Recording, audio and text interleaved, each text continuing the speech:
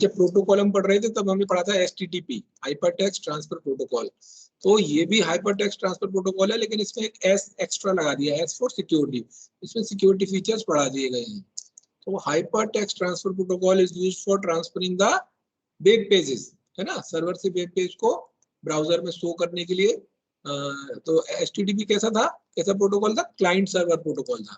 So both the HTTP, hypertext transfer protocol, and its variant HTTPS, hypertext transfer protocol secure, are a set of rules that governs how data can be transmitted over the World Wide Web, or in other words, they provide the rules for client, web browser and server to communicate. इसका मतलब क्या है, HTTP हमारा जो protocol था वो web pages को browser में, ब्राउजर एक क्लाइंट की तरह काम करता है, वेब ब्राउजर ब्राउजर में लोड करता है, रिक्वेस्ट करता है कि इसको सर्वर को, तो सर्वर उसको रिस्पॉन्स में क्या भेज देता है, वो वेब पेज भेज देता है। तो दोनों ही यही काम करते हैं, लेकिन वो सिक्योरिटी फीचर्स उसमें एक्स्ट्रा जोड़े गए हैं HTTPS में। तो देखिए HTTP sends information over the network as it is. तो वो क्या करता है, इंफॉर्मेशन जो भी होती है, जैसे आपने सर्च किया कि मुझे CBSE की साइट दिखाइए, तो जो भी आप सर्च करना चाह रहे हैं वो एज इट इज इन्फॉर्मेशन चली जाएगी, या कोई यूजर नेम पासवर्ड आपने डाला वो एज इट इज पास होगा। तो जहां से भी वो जिन नोड से बाईपास होके जाता है सर्वर तक पहुंचने में, तो वो एज इट इज पास हो जाएगा। सो अगर कोई उसको बीच में इंटरसेप्ट कर रहा है तो उसको एज इट इज डेटा आपका मिल जाएगा। So it does not scramble the data to be transmitted, leaving its vulnerable to the attacks for hackers. तो इससे क्या होगा, जो हैकर्स हैं जो हमारे नेटवर्क में सेंध लगाने की कोशिश कर रहे हैं, उनको बहुत आसानी से हमारा डेटा सीधे सीधे मिल जाएगा। Hence, HTTP is a sufficient for websites with public information sharing like news portals, blogs, etc. तो उनके लिए तो HTTP भी काम कर जाएगा जिन्हें पब्लिक इंफॉर्मेशन शेयर करनी है, लेकिन जिनको सेंसिटिव इंफॉर्मेशन नेटवर्क पे शेयर करनी है उनके लिए दिक्कत है। However, when it comes to the dealing with the personal information, banking credential and password, we need to communicate data more securely over the network using HTTPS. तो जो हमारा दूसरा इसका वेरिएंट है HTTP का, HTTPS, वो क्या है, सिक्योरिटी फीचर्स भी देता है। वो इनक्रिप्ट कर देता है डेटा को, यानी एज इट इज नहीं जाता डेटा। जैसे हमने लिखा पासवर्ड, मान लो हमारा राम है, तो होगा राम, लेकिन उसको एक डिकोडेड फॉर्म में वो सेंड करेगा, जिससे अगर इंटरसेप्ट भी कोई कर रहा है तो एक्चुअल इंफॉर्मेशन उसको ना मिले। So HTTPS encrypts the data before transmission. At the receiver end, it decrypts to recover the original data. तो इंक्रिप्शन का मतलब क्या है, ओरिजिनल से एक डिकोडेड फॉर्म में कन्वर्ट कर देना। डिक्रिप्ट का मतलब क्या है, डिकोडेड फॉर्म से ओरिजिनल फॉर्म में वापस लाना। So at the receiver end it decrypts the recover to recover the original data. The HTTPS based website require SSL digital certificate. अब SSL क्या है, सिक्योर सॉकेट लेयर, है ना। तो दोनों साइड में, जहां पर डेटा सेंडर के पास से जाता है और जहां पे रिसीव होता है, वहां पर एक डिजिटल सर्टिफिकेट रहता है, SSL सर्टिफिकेट रहता है। उसकी हेल्प से क्या करता है ये HTTPS, डेटा को इंक्रिप्ट कर लेता है, और जब इंक्रिप्टेड फॉर्म में जाता है तो वहां पर एक एल्गोरिदम लगी होती है जो उसको कन्वर्ट करती है किसी डिकोडेड फॉर्म में। फिर उसी एल्गोरिदम के अकॉर्डिंग हम उसको ओरिजिनल उसमें डेटा फॉर्म में ला सकते हैं। तो अगर किसी के पास वो एल्गोरिदम है डिकोड करने का, तो वो ओरिजिनल डेटा को डिकोड भी कर लेता है। एक मिनट, सर का फोन आ रहा है।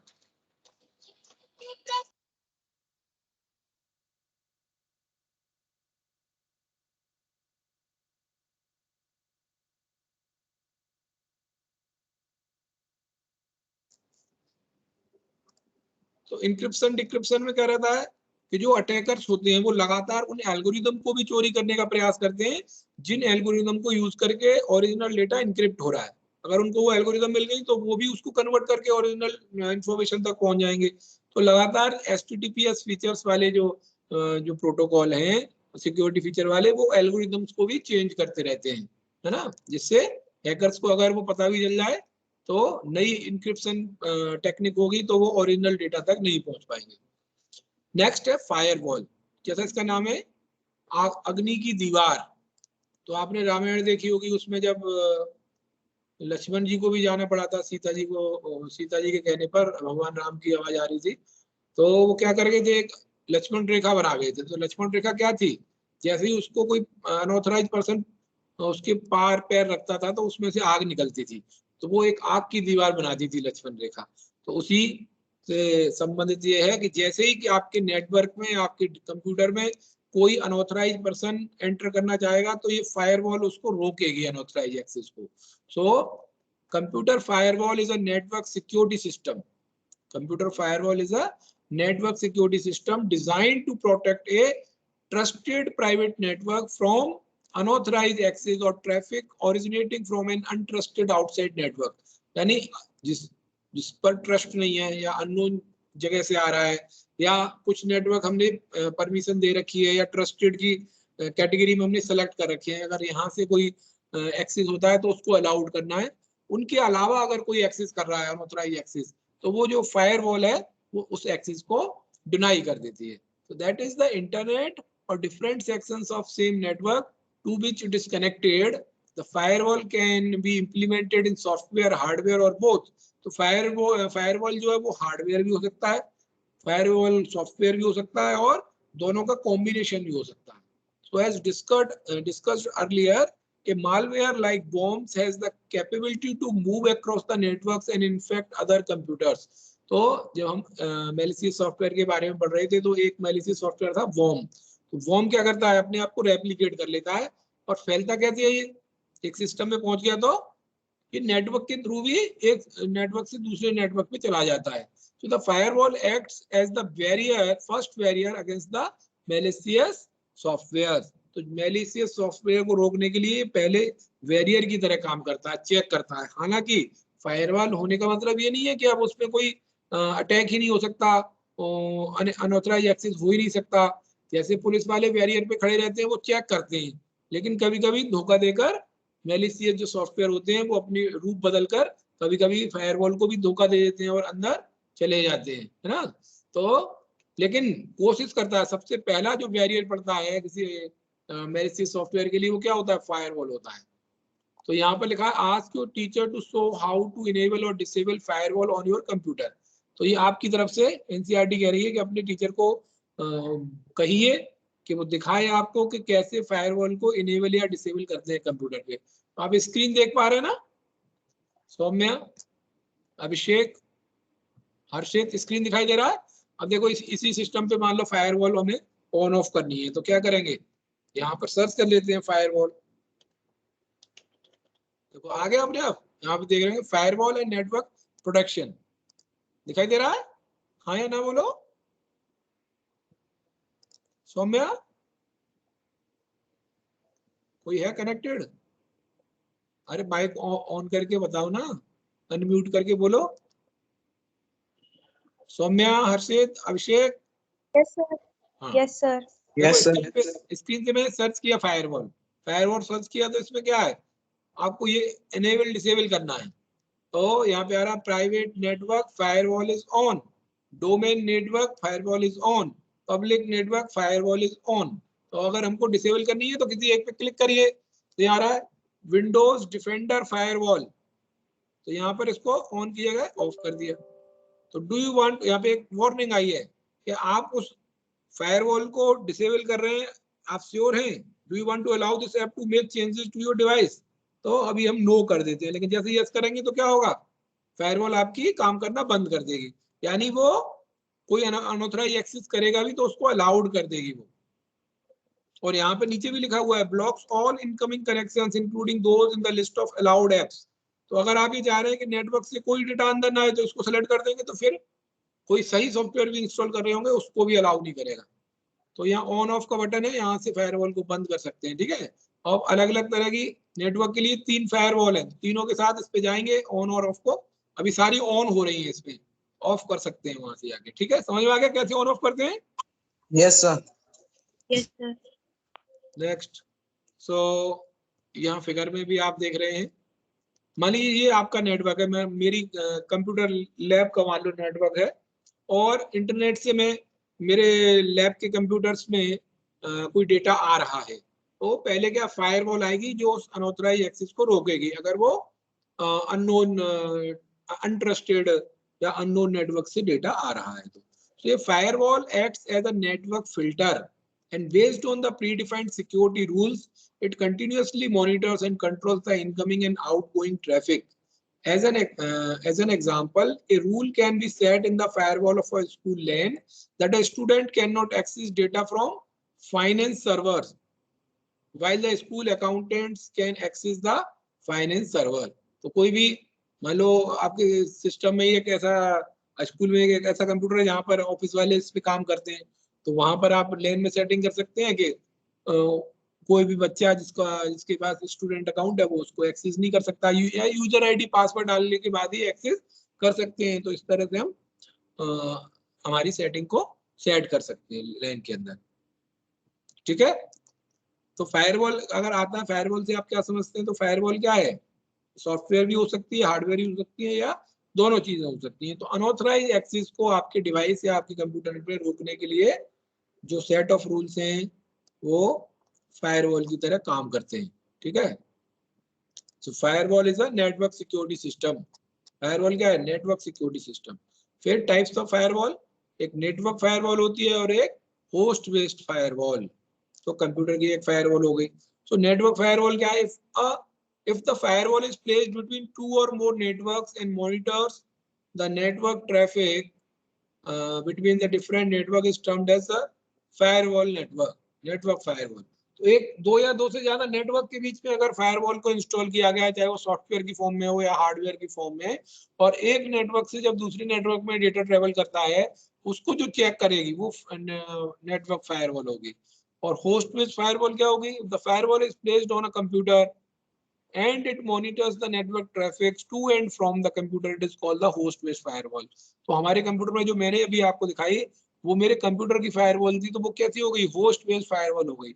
अगर नेटवर्क के बीच में हो गई, ये दो या दो से ज्यादा नेटवर्क के बीच में, तो वो नेटवर्क फायरवॉल होगी। तो next topic is cookies. Cookies आपने सुना होगा, कोकोनट कुकीज सुना है? तो बिस्किट के लिए भी यूज होता है कुकीज। यहाँ पर कुकीज क्या है? यहाँ पर कुकीज क्या है? वैसे तो जानते होंगे, 11th में भी पढ़ा होगा। जब भी हम नेटवर्क पे इंटरनेट पे कुछ सर्च करते हैं तो ये टेक्स्ट फाइल होती है जो हमारी सर्फिंग की एक्टिविटीज को रिकॉर्ड करके रखती है। So the term cookies was derived from the term magic cookies used by the Unix programmer to indicate a packet of data that a programmer receives and sends it back unchanged। क्या मतलब था? जो cookies का term आया कहां से? पहली बार क्या था? मैजिक कुकी नाम का एक टर्म था, मैजिक कुकी से ये कुकी आया है, जो यूनिक्स के प्रोग्रामर ने किसको शो करने के लिए यूज किया था? Packet of data. जैसे प्रोग्रामर कोई डेटा पैकेट रिसीव करता है और उसको बिना चेंज किए वापस कर देता है, तो उसको बोलते थे मैजिक कुकीज। और उस मैजिक कुकी नाम के वर्ड से ये कुकी वर्ड आया। तो ये तो हो गया कि ओरिजिनेट कहां से हुआ ये कुकी वर्ड। तो होता क्या है? क्योंकि एक computer cookie is a small file. क्या है? एक छोटी फाइल होती है, स्मॉल फाइल या टेक्स्ट फाइल और अ डेटा पैकेट। तो कंप्यूटर कुकी क्या होती है? एक छोटी सी फाइल होती है which is stored by the website. किसके द्वारा स्टोर की जाती है? वेबसाइट के द्वारा। On the client's computer, on the client's computer. तो क्लियर कुकीज हम कर देते हैं हिस्ट्री को, जैसे क्लियर कुकीज कर देंगे तो क्या होगा? तो मेरे कंप्यूटर पे मैंने जो वेबसाइट सर्च की है उनकी इंफॉर्मेशन इस फाइल में होगी, वो वाली इंफॉर्मेशन डिलीट हो जाएगी। सो एक cookie is edited only by the website that created it. तो जिस वेबसाइट ने वो कुकी क्रिएट की है वही उसको एडिट कर सकती है। So the client computer acts as a host to store the cookies. तो ये स्टोर कहाँ होती है? क्लाइंट कंप्यूटर पे। So cookies are used by the website to store browsing information of the user. Cookies are used by the websites to store browsing information of the user. For example, while going through the e-commerce website, when a user adds items to cart, the website usually uses cookies to record the item in the cart. Cookies can also be used to store other user-centric information like login credentials, language preference, search queries, recently viewed web pages, music choice, favorite cuisines, etc. That helps in enhancing the user experience and making the browsing time more productive. तो इससे क्या पता चलेगा कि आप किन चीजों को सर्च करते हैं इस बात की इंफॉर्मेशन कुकीज में होगी और उन कुकीज का यूज करके आपकी सर्चिंग एक्सपीरियंस को बेहतर बना दिया जाएगा, क्योंकि बार बार आपको वो सेटिंग नहीं करनी पड़ेगी, जो कुकीज में होगा उसको पहले सर्च कर लिया जाएगा, तो सर्चिंग टाइम उसमें कम हो जाएगा। So depending upon their task there are different types of cookies. अलग अलग तरह की कुकीज होती है, जैसा उनका काम है उसी के आधार पर उनका क्लासिफिकेशन कर दिया। So session cookies keep track of the current session and even terminate the session when there is a time out, जैसे बैंकिंग में करते हैं या यूबीआई की वेबसाइट पे हम देखते हैं, तो उसमें क्या होता है, उन्होंने 30 सेकंड का टाइम आउट लगा रखा है। अगर 30 सेकंड तक अगर आप कोई एक्टिविटी नहीं करते हैं तो अपने आप से वो लॉग आउट कर देगा। एक और उन्होंने टाइम आउट लगा रखा है, सेशन आपका टर्मिनेट हो जाएगा कि अगर एट अ टाइम यूबीआई पर 1000 यूजर हो गए, उससे ज्यादा हो गए 1000 से, तो आपको अपने आप लॉग आउट कर देता है। तो इस तरह से वो सेशन कुकीज हैं। सेशन कुकीज क्या किस बात का ट्रैक रखती है? It's keep track of current session, कब आपने काम शुरू किया और कितनी देर तक आप एक सेशन में काम कर सकते हैं, इसको हम कंट्रोल कर सकते हैं, जैसे बैंकिंग वेबसाइट में कर सकते हैं। So if you are accidentally left your e banking page open, it will automatically close after the time out. तो ई बैंकिंग या किसी बैंक का अकाउंट आपने गलती से भूल गए, खुला रह गया, साइन आउट करना भूल गए, तो कुछ सेकंड के बाद वो अपने आप से ही आपको साइन आउट कर देता है। तो similarly the authentication cookies are used by the website to check if the user has previously log in authenticated और नॉट, यानी पहले से उस सिस्टम पे लॉग इन था तो वो उसको बिना पासवर्ड की लॉग इन करने देता है कभी कभी, तो ऑथेंटिकेशन कुकीज कहलाती है, क्योंकि वो आपके क्रेडेंशियल उसमें पहले से ही सेव है। So this way you don't need to log in again and again while visiting different web pages or links of the same website. तो अगर आप अपने वेब जैसे यूबीआई को ही आप लॉगिन कर रहे हैं, तो कुछ लोग क्या करते हैं कि अपना यूजर आईडी पासवर्ड एक बार सेव करते हैं, तो केवल कैप्चा डालना पड़ता है, तो उनका लॉगिन करने में कम टाइम लगता है। तो वो भी इंफॉर्मेशन कौन सेव करता है? कुकीज में ही सेव होती है। तो इस तरह की कुकीज जो लॉगिन इंफॉर्मेशन को सेव कर रही है क्या कहलाती है? Authentication cookies. अगर सेशन की टाइमिंग और टाइम आउट का इंफॉर्मेशन उसमें सेव होती है तो वो सेशन कुकीज होंगी। सो you might have also noticed that certain information like your name, address, contact, date of birth, etc. automatically fills up while filling an online form. This autofill feature is also implemented by websites using cookies. तो इस जो autofill आता है option, वो भी किस में save रहती है? इन्फॉर्मेशन कुकीज के अंदर। अब यहाँ एक्टिविटी दी हुई है 12.2, open your internet browser and check the setting for cookies. Also try to locate some cookies files on your computer system. आपने कभी करके देखा है? जैसे हम यहाँ पर गए और सेटिंग में देखते हैं कुकीज कहाँ मिलेंगी। पहले कभी चेक किया आपने कुकीज को? तो यहाँ पे सर्च करते हैं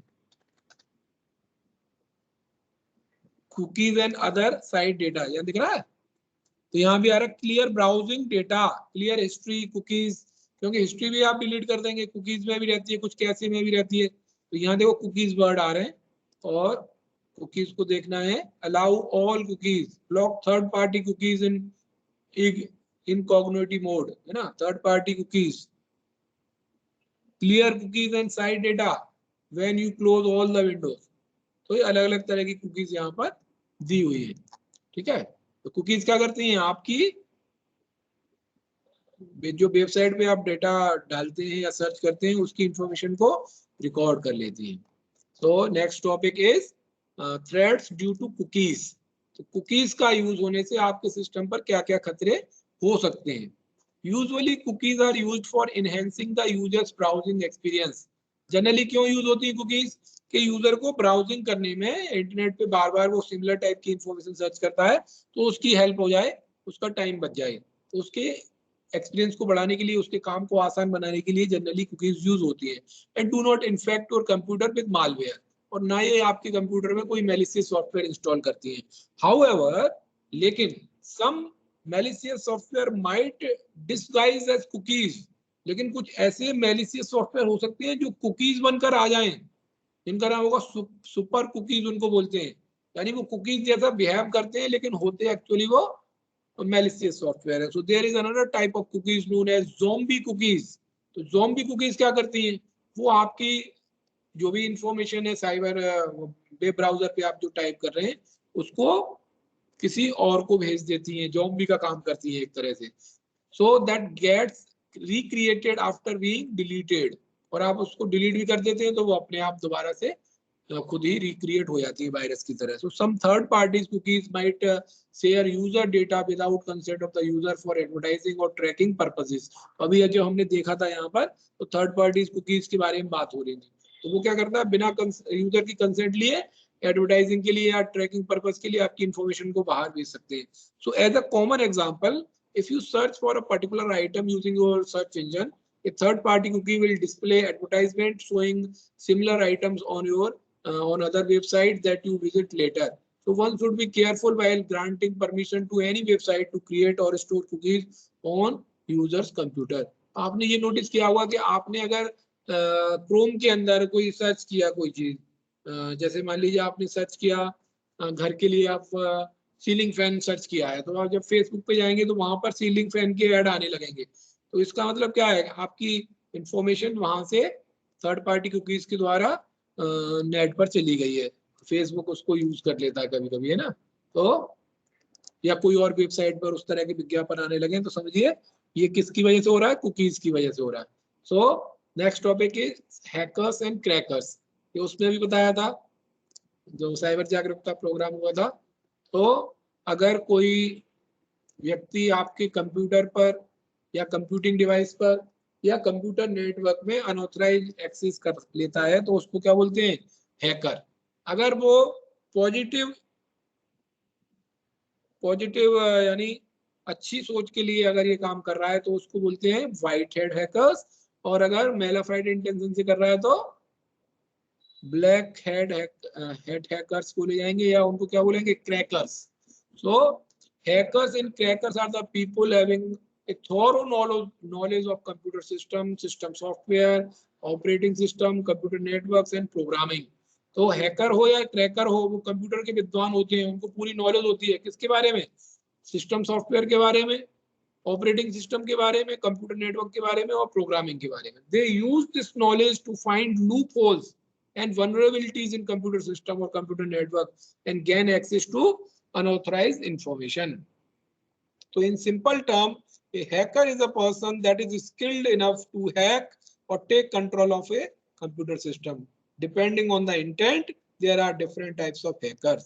तो पहले उनकी इंटेंशन अगर अच्छी है तो उनको बोलते हैं व्हाइट हैट या ethical hacker. If a hacker uses its knowledge to find and help in fixing the security flaws in system, it's termed as white hat hackers. These are the hackers with good intentions. They are actually security experts. Organizations hire ethical or white hat hackers to check and fix their systems for potential security threats and loopholes. Technically, white hat hackers works against black hats. तो ये जो अच्छे लोग होते हैं जो software के loop holes को पता करते हैं, सिक्योरिटी के लिए काम करते हैं, वो एथिकल हैकर्स कहलाते हैं। लेकिन ब्लैक हैट हैकर्स क्या होते हैं, क्रैकर्स जिनको बोलते हैं। If the hackers use their knowledge unethically to break the law and disrupt security by exploiting the flaws and loopholes in a system, then they are called black hat hackers. यानी इसी knowledge को वो गलत काम करने के लिए, unauthorized access लेने के लिए करते हैं और किसी को नुकसान पहुंचाने के लिए या कानून का उल्लंघन करने के लिए करते हैं, तो वो क्रैकर्स कहलाते हैं। फिर एक आते हैं ग्रे हेड्स। ये तो व्हाइट है अच्छे वाले हो गए, ब्लैक हेड बुरे लोग हो गए। तो ग्रे हेड्स क्या है, the distinction between the hackers is not always clear. तो ये डिफरेंस करना हमेशा आसान नहीं होता कि ब्लैक हेड और ब्लू व्हाइट हेड और ये ग्रे हेड कौन से होते हैं। They exist A grey area in between. कुछ लोग ऐसे भी होते हैं जो ज्यादा नुकसान भी नहीं पहुंचा रहे, और कुछ लोगों का काम ये भी नहीं है कि वो सिक्योरिटी ही दे रहे हो, कुछ लोग मौज मस्ती के लिए भी करते हैं। तो ये जो बीच के एरिया में जो लोग हो गए, ना अच्छे हैं ना बुरे हैं, लेकिन उनको नॉलेज है तो कहीं भी चले जाते हैं, किसी के भी सिस्टम में एक्सेस ले लेते हैं, नुकसान नहीं पहुंचाते, है ना। तो इनको बोलते हैं ग्रे एरिया वाले। So represent the class of hacker that are neutral. They hack system by exploiting its vulnerability, but they don't do so for monetary or political gains. तो वो किसी पैसों के लिए या राजनीतिक फायदे के लिए नहीं करते हैं, वो ऐसे ही अपने ज्ञान को चेक करने के लिए या मौज मस्ती करने के लिए। The grey heads take system security as a challenge and just hack system for fun of it. केवल मजे लेने के लिए, अपने नॉलेज को चेक करने के लिए भी ऐसा करते हैं, तो वो ग्रे हेड हैकर्स हो जाते हैं। एक अच्छाई के लिए कर रहे हैं वो व्हाइट हेड हैकर्स, एक बुरे काम करने के लिए कर रहे हैं वो ब्लैक हेड हैकर्स, और एक ऐसी मौज लेने के लिए या अपने नॉलेज को चेक करने के लिए कर रहे हैं, वो कैसे हैं? Grey head hackers, grey heads hackers. यहाँ तक कोई doubt? No, sir. No, sir. Next topic है नेटवर्क सिक्योरिटी इश्यूज। तो नेटवर्क की सिक्योरिटी में क्या क्या इश्यू आते हैं? पहला है डिनायल ऑफ सर्विसेज, यानी हम किसी बटन पे क्लिक कर रहे हैं, मान लो मैं इस क्रॉस पे क्लिक करूं और ये पीडीएफ की फाइल बंद ही ना हो, मैं अगर इस विंडो पे क्लिक करूं और ये इसकी जो अभी जो खुल रही विंडो ये ओपन ही ना हो, मैं बार बार क्लिक करूं फिर भी ओपन ना हो, तो मैं ये क्लिक कर रहा हूं, इसका मतलब मैं सिस्टम को ऑर्डर दे रहा हूं कोई। अगर मैं यहाँ पे जैसे आप देख रहे हैं पीडीएफ पे एक क्लिक कर दूं यानी पीडीएफ बंद हो गई, यानी ये मेरा काम, मेरा ऑर्डर मानना है, एक बार और क्लिक कर दूं तो पीडीएफ खुल जाएगी। अगर मैं यहाँ पे पाइथन पे क्लिक कर देता हूँ, पाइथन स्टार्ट होनी चाहिए, तो ये क्या है? मैं जो ऑर्डर दे रहा हूँ उसको ये सिस्टम फॉलो कर रहा है। लेकिन अगर ये ऐसा करना बंद कर दे तो इसका मतलब क्या होगा? ये डिनायल ऑफ सर्विसेज, यानी मेरी आज्ञा का पालन नहीं कर रहा है, इसकी जो सर्विस है वो सर्विस देने से ये मना कर रहा है। So denial of service, DOS short में क्या बोलते हैं? डिनायल ऑफ सर्विसेज को डीओएस। डिनायल मतलब मना कर देना, ऑफ सर्विस सर्विस देने से मना कर देना। So denial of service is a scenario wherein an attacker or the hacker limits or stop an authorized user to access a service, device or any such resource by overloading that resource with illegitimate request। तो इसमें क्या करता है hacker कि उसको पहले से ही उस रिसोर्स को इतनी सारी रिक्वेस्ट दे देता है कि अगर जो ओरिजिनल यूजर है वो उसको ओपन करेगा तो वो ओपन ही नहीं होगा, हैंग हो जाएगा system. So the DOS attack floods the victim resource with traffic making the resource appears busy। तो DOS जब अटैक होता है तो क्या लगता है? उस रिसोर्स पर इतनी ज्यादा रिक्वेस्ट पहले से ही भेज देता है थर्ड पार्टी वाला सॉफ्टवेयर कि आप जब उसको यूज करना चाहोगे तो वो बिजी आएगा, सिस्टम आपका हैंग जैसा दिखाई देगा। If attacks carry out a DOS attack on a website, they will flood it with a very large number of network packets by using different IP addresses। तो अगर किसी वेबसाइट पर DOS attack हुआ है तो इतने ज्यादा बड़ी संख्या में उस पर क्लिक कर दिए जाएंगे, वो वेब पेज खुलते जाएंगे और वो वेबसाइट काम करना बंद कर देगी। So this way the web server would be overloaded and will not be able to provide service to the legitimate users. The users will think that the website is not working, causing damage to the victim's organisation. और इसका नुकसान किसको होगा? मान लो आप KVS की website चला रहे हैं और वेबसाइट पर डीओएस अटैक हो गया है, कोई भी उसको खोलता है वो हमेशा बिजी आती है कि सर्वर बिजी आ रहा है। तो विक्टिम जो हुआ, जो जिसके साथ ये हुआ है, जिसकी वेबसाइट पे अटैक हुआ है, उसका उसमें नुकसान होगा। तो same way the DOS attacks can be done on resource like email servers, network storage, disrupting connections between two machines or disrupting the state of information, resetting of sessions। तो कई तरह से ये DOS denial of service attack हो सकता है, यानी अपने रिसोर्सेज को ही आप यूज नहीं कर पा रहे, या नेटवर्क में है तो आपकी वेबसाइट को लोग यूज नहीं कर पा रहे क्योंकि उस पर डीओएस अटैक हो गया है। If a DOS attack makes a server crash, the server or resource can be restarted to recover from the attack। अगर मान लो किसी सर्वर पे हो गया है तो उस पे मान लो, इसका मतलब क्या, किसी ने उसमें हजारों लाखों रिक्वेस्ट पहले ही डाल ली थी, तो आपको यूजर उसको यूज करना चाह रहा है तो यूज ही नहीं कर पा रहा क्योंकि वो 1000 सर्विसेज को ही पूरा नहीं कर पा रहा है, या 1,00,000 सर्विसेज को पूरा नहीं, रिक्वेस्ट को पूरा नहीं कर पा रहा है। इसको बचने के लिए क्या है, उस सर्वर को एक बार बंद कर दो तो पुरानी जितनी भी होंगी रिक्वेस्ट वो अपने आप से डिलीट हो जाएंगी और फिर वो रीस्टार्ट करने से काम करने लगेगा। तो वही उन्होंने कहा है, if a DOS attacks make a server crash, the server or resource can be restarted to recover from the attack। However, a flooding attack is difficult to recover from as there can be some genuine legitimate request in it as well। तो इसमें क्या होगा, flooding attack जब हो रहा है तो इतना आसान नहीं होता क्योंकि उसमें बहुत सारी हो सकती है कि ओरिजिनल रिक्वेस्ट भी हो तो वो भी डिलीट हो जाएंगी। मान लो किसी ने तो मेलाफाइड इंटेंशन से 1,00,000 अपनी रिक्वेस्ट भेज दी, उसी के बीच में 20 ओरिजिनल यूजर्स की हैं तो वो रिक्वेस्ट भी डिलीट हो जाएंगी। अगर वो रिक्वेस्ट डिलीट हुई तो उस कंपनी का नुकसान होगा, उस ऑर्गेनाइजेशन का नुकसान होगा. So a variant of DOS known as distributed denial of services is an attack where the flooded request come from compromised computer zombie system distributed across the globe or over a very large area. तो इसमें क्या करते हैं, distributed मतलब एक system से वो request नहीं आएंगी सारी, मल्टीपल सिस्टम से आएंगी, अलग अलग जियोग्राफिकल लोकेशन से. और उसमें भी कंप्यूटराइज फीडिंग कर रखी है, ज़ॉम्बी सिस्टम बना रखी है अक्रॉस द ग्लोब, तो अलग अलग जगह से आएंगी. The attackers install a malicious software known as bot on the zombie machine. तो जो अटैकर्स होते हैं वो क्या करते हैं, मैलिशियस सॉफ्टवेयर को जिसका नाम बोट होता है उसको ज़ॉम्बी मशीन पर यानी उन इन्फेक्टेड मशीन पे इंस्टॉल कर देते हैं, which gives it a control over the machines. Depending upon the requirement and availability, the attackers activates a network of the zombie computer known as botnet. तो ऐसे network को जो zombie computers के द्वारा बनाया गया या ऐसे कंप्यूटर के द्वारा बनाया गया जो इन्फेक्टेड है ना malicious सॉफ्टवेयर से, to carry out the DDoS attack. So DDoS attack क्या होता है, distributed denial of service attack. So while as a simple DDoS attacks may be countered by blocking request or request packet from a single source.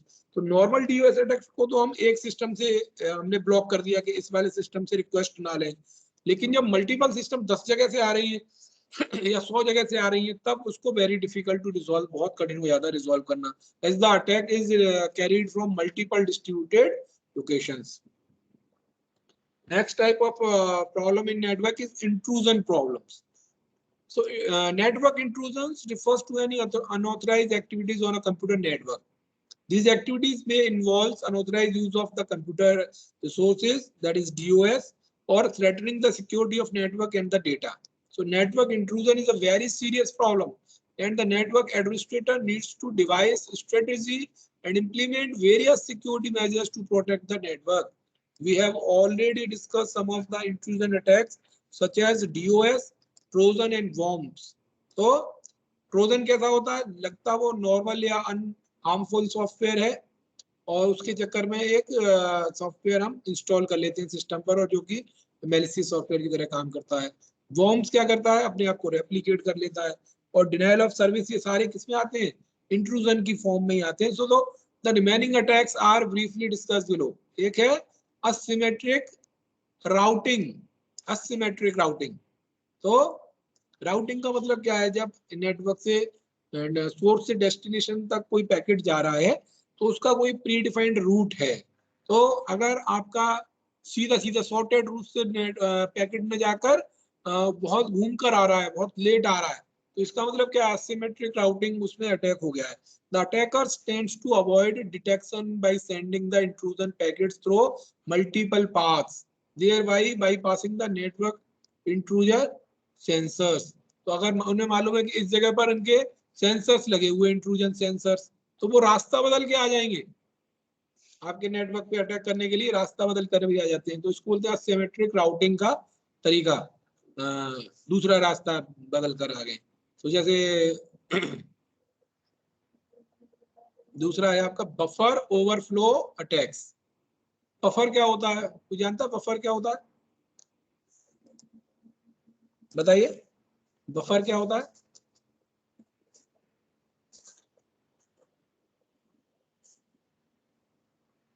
Saumya, Harshit, what do you mean buffer. Buffer सुना है आपने पहले. हाँ sir सुना हुआ है file edit. हाँ, तो क्या होता है बफर. सर एक ऐसा मीडियम, मतलब कोई भी फाइनल स्टोर होने से पहले एक जगह पर जहाँ स्टोर होता है ना, इस टाइप का कुछ होता है. हाँ, तो ये बफर की मेमोरी है जो फास्ट मेमोरी होती है ना. तो एक्चुअल मेमोरी में जाने से पहले क्या करते हैं, बफर एक स्मॉल साइज की फास्ट मेमोरी है. तो बफर से जब बाईपास होता है डेटा, तो क्योंकि हमारी डिफरेंट टाइप्स की मेमोरी में स्पीड मिसमैच होता है, तो उसको इक्विवेलेंट करने के लिए बफर का यूज करते हैं. तो बफर का साइज कम होता है लेकिन मेमोरी स्पीड फास्ट होती है. तो हर नेटवर्क में क्या हो, बफर यूज होते हैं. तो बफर ओवरफ्लो अटैक्स, तो बफर का साइज लिमिटेड है तो उसको ओवरफ्लो कर दो. तो ओवरफ्लो कर देंगे तो क्या होगा, डेटा ट्रांसमिशन पे असर पड़ेगा उसका. So in this attack the attackers override certain memory areas of the computer within the network which code that will be executed later when the buffer overflow occurs. तो एक ऐसा कोड हो जाता है जब इस तरह के अटैक में, तो अटैकर्स जो होते हैं तो क्या करते हैं, ओवरराइट कर देते हैं सर्टेन मेमोरी एरिया जिनको बफर बोला जा रहा है, तो बफर पर ओवरराइट कर देंगे, यानी एक्चुअल उसका डेटा है उसकी जगह अपना डेटा वहां पे लिख देंगे, और जब बफर ओवरफ्लो जिसकी वजह से होने लगता है. So once the malicious code is executed and attackers can initiate DOS attacks और can access of the network. तो जैसे ही उनका मैलिशियस कोड एग्जीक्यूट हो जाएगा तो क्या करेंगे, वो DOS अटैक या आपके कंप्यूटर का आपके नेटवर्क का एक्सेस गेन कर लेते हैं बफर ओवरफ्लो अटैक से. थर्ड है ट्रैफिक फ्लडिंग. जैसे नाम से ही पता चल रहा है, यानी ट्रैफिक में फ्लडिंग, एकदम से बाढ़ आ जाना.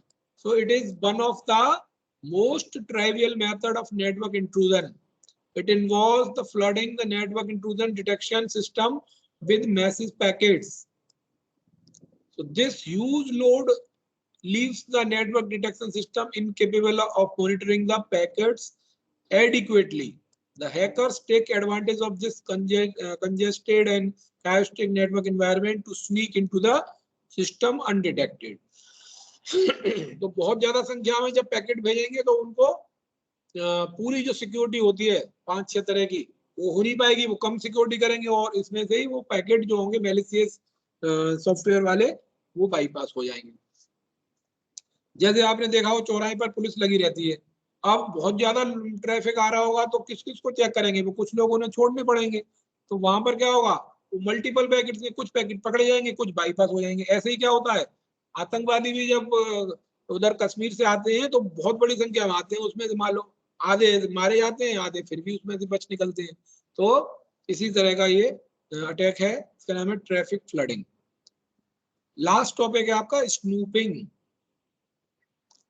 स्नूपिंग, सो यहाँ पे लिखा है URL snooping, universal resource locator snooping. तो स्नूपिंग का मतलब क्या है, it is a software package that downloads and stores a web stream as a file that can be viewed or used later. The common online video downloaders use the same techniques to download videos from the website. तो क्या करता है ये, जो भी आप search कर रहे हैं उसको डाउनलोड कर लेता है और स्टोर कर लेता है वेब स्ट्रीम की फॉर्म में, एक फाइल की फॉर्म में.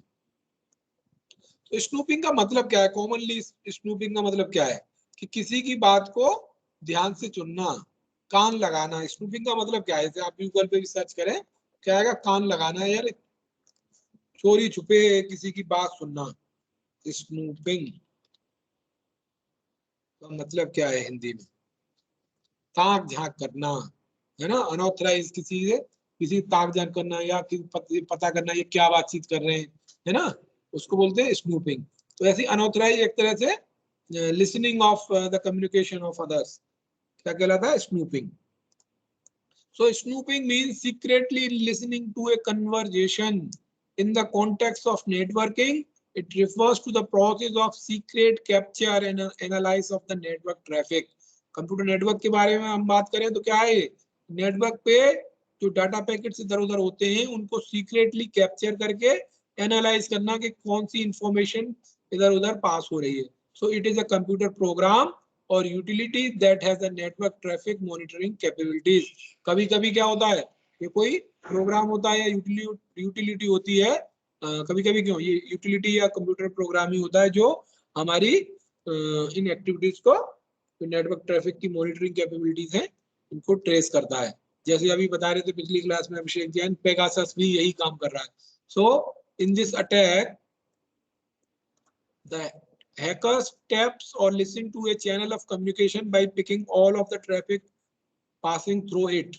तो जिस केबल से, जिस मीडियम से वायरलेस फॉर्म में किसी राउटर से पास हो रहा है तो वहां से डेटा कैप्चर कर लिया, अगर केबल की फॉर्म में हो रहा है तो जिस स्विच से हो रहा है या जिस सर्वर से हो रहा है वहां से नेटवर्क पूरा डेटा कैप्चर कर लिया और फिर उसको सीक्रेटली चेक किया कि इस डेटा में क्या पास हो रहा है. So once the network packets are analysed by the snooping device or software, it reproduce the exact traffic packets and places them back in the channel as if nothing has happened. तो ये सारी बातें सुनकर और वापस उसको ऐसे ही भेज देते हैं कि जो बातचीत कर रहे हैं उनको पता भी नहीं चलेगा कि हमारी इंफॉर्मेशन किसी ने बीच में देख ली है या चेक कर ली है. So if the data that is being sent over the network is not encrypted, it is vulnerable to snooping and eventually may cause serious damage depending upon the types of information leak. So however, the snooping is not always an attack. At times it is also used by network administrator for troubleshooting various network issues. Snooping is also known as sniffing. Sniffing. Sniffing को क्या बोलेंगे हिंदी में? उसको भी check करते हैं. Sniffing क्या है? कभी-कभी स्नूपिंग को स्निफिंग भी बोल देते हैं. सूंघना, केवल सूंघ लेना है ना, क्या हो रहा है, क्या कौन सी इंफॉर्मेशन पास हो रही है, स्निफिंग भी उसको बोल देते हैं. तो various snooping software exist that acts as a network traffic analyser. Beside various networks, hubs and switches have a span, sniffer, port analyzer, span, port function for snooping. तो इसके अलावा भी स्विच और हब्स के अंदर ये स्पैन नाम का सॉफ्टवेयर भी होता है जिसको बोलते हैं स्निफर पोर्ट एनालाइजर. इसके भी ध्यान रखिएगा फुल फॉर्म स्पैन की, स्निफर पोर्ट एनालाइजर. स्निफर क्या होगा? जो सूंघ सकता है, यानी सूंघने का मतलब जो डाटा ट्रेवल हो रहा है उसको अनऑथराइज कैप्चर करके एनालाइज कर लेता है, उसको बोलते हैं स्पैन, स्निफर पोर्ट एनालाइजर. और दो वर्ड है, एक स्निपिंग है, एक स्नूपिंग है. तो स्नूपिंग का मतलब होता है ताक झांक करना और स्निपिंग का मतलब होता है सूंघना.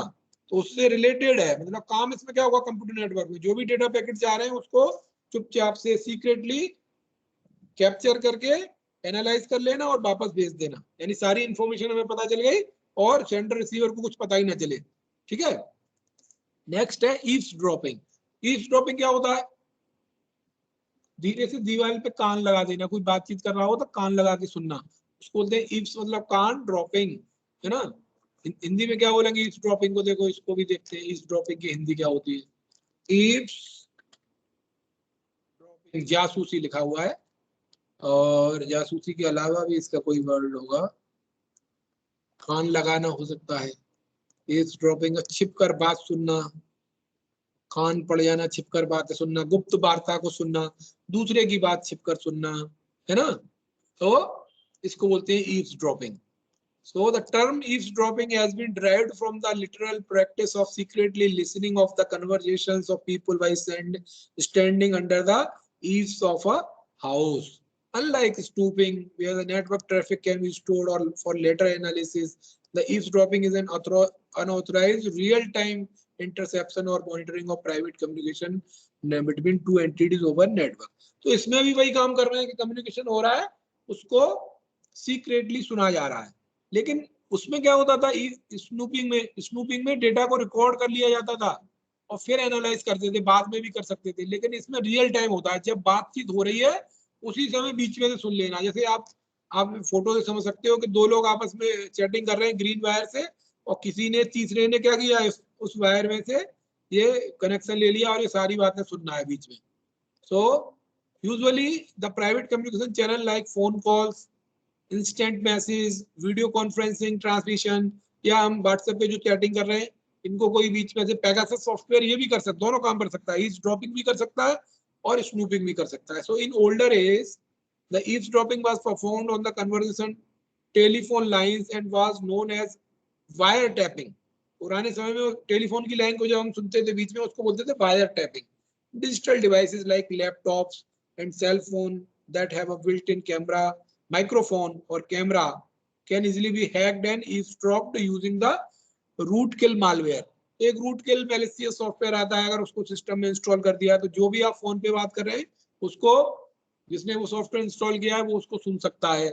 आपकी चैट, जो व्हाट्सएप चैट है या एसएमएस है, उनको वो थर्ड पार्टी को पहुंचा सकता है. उस मैलिशियस सॉफ्टवेयर का नाम क्या है? रूटकिट, सॉरी, क्या है? Rootkit. So the eavesdropping is different from snooping. क्या डिफरेंस है? While the former happens in real time, eavesdropping real time होती है, यानी जब बातचीत हो रही है उसी समय सुनना है, और स्नूपिंग को बाद में भी कर सकते हैं. लेकिन इस ईव्सड्रॉपिंग बाद में नहीं होगी, अगर बातचीत खत्म हो गई फिर ईव्सड्रॉपिंग नहीं बोली जाती. वो जब बातचीत चल रही है या मैसेज ट्रांसफर हो रहे हैं उसी समय कोई सुनना है तो वो ईज़ड्रॉपिंग है.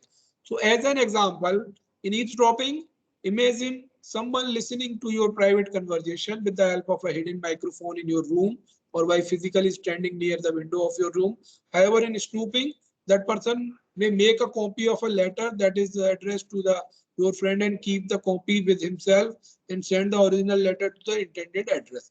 यानी इसका मतलब क्या होगा? स्नूपिंग का मतलब कि आपने कोई लेटर भेजा, बीच में उसने लेटर कहीं से ले लिया, उसकी फोटो कॉपी कर ली और ओरिजिनल लेटर को भेज दिया, तो उसके पास कॉपी रह गई.